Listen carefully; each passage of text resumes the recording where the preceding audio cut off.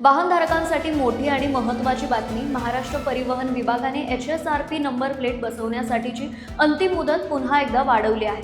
आता एप्रिल 2019 पूर्वी नोंदणी झालेल्या सर्व वाहनांना 31 डिसेंबर 2025 पर्यंत HSRP बसवता येणार आहे. सुरक्षितता वाढवण्यासाठी आणि वाहन चोरीला आळा बसावा म्हणून केंद्र सरकारनेही उच्च सुरक्षा नोंदणी क्रमांक प्लेट अनिवार्य केली आहे. मात्र पुणे, पिंपरी चिंचवड आणि राज्यातील इतर शहरात HSRP फिटमेंट सेंटर्सवर प्रचंड गर्दी, स्लॉट न मिळणे, वेळेचा ताण या सगळ्यामुळे लाखो वाहनांचे काम प्रलंबित राहिले होते. पूर्वीची अंतिम मुदत 30 नोव्हेंबर 2025 अगदी जवळ आल्यानंतर दंडाची भीती आणि RTO मधील कामे अडकण्याची शक्यता वाढली होती.